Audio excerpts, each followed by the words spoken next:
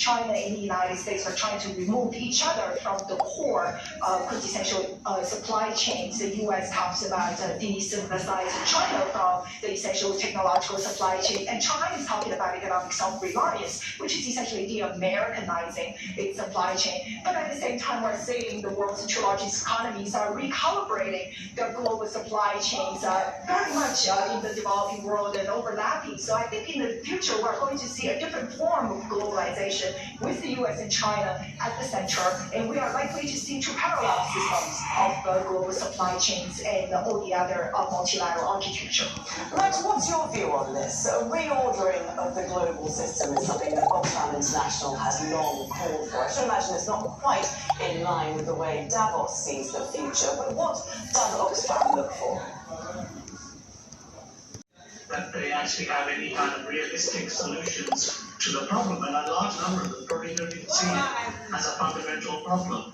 So I think their interests are very much kind of short-term, profit-led. If you look further ahead and look at the instabilities of domestic political systems, the tensions, military tensions between various strategic rivals, the militarization of governments and so on, increased arms spending, and that instability that comes from that military competition.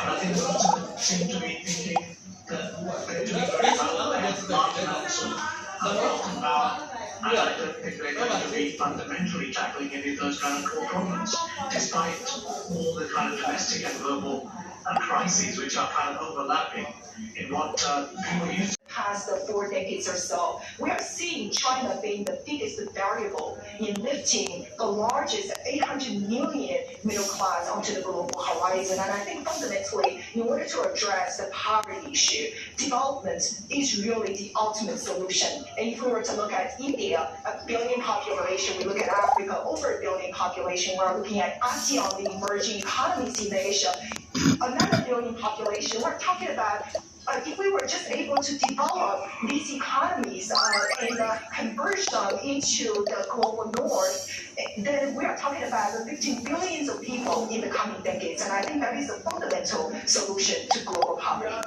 Max, a fair point, isn't it? The current system has indeed lifted many, many millions, if not billions of people out of poverty.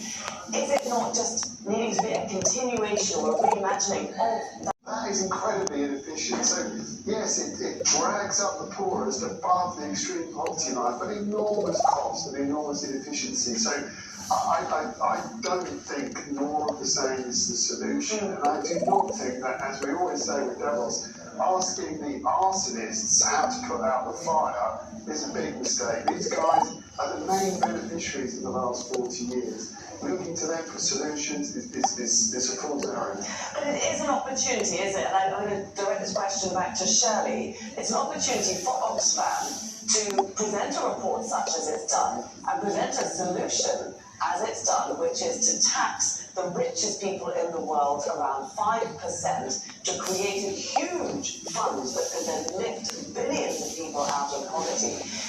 Issues need to be resolved. Will these global elites take seriously this issue of being taxed 5%? For that particular question, we have to wait for the coming Davos week in the coming days to see if there is any serious discussions about it. Indeed, what's your feeling on that? Do you think this is a solution that anyone at Davos will be taking seriously? Should they be taking it seriously? Well, of course they have to take it seriously. They should be taking it seriously. But the problem is that they are structurally embedded in a whole system of profit-making, which is very short-term and related to their own particular institutions, corporations, and so on. And there's very few kind of, if you like, laws that you can pass at the global level towards people who can pay a membership fee of several $100,000 a year, who have to then pay $29,000 to attend this particular meeting. A quarter of them are actually big corporations and their representatives. And you're asking them to tax themselves for the benefit of mankind. And when you look at the entire development agenda for the last 50, 70 years, they've been talking about alleviating poverty, alleviating hunger, greater equality in the world, and so on and so forth. but they have not really achieved it in any kind of great way. In fact, they've been failing at it all the time, and the structural inequalities have continued to increase, and globalization is at the heart of that. So the current form of globalization has had some benefits, but for most people in the world, it actually hasn't. It has made their lives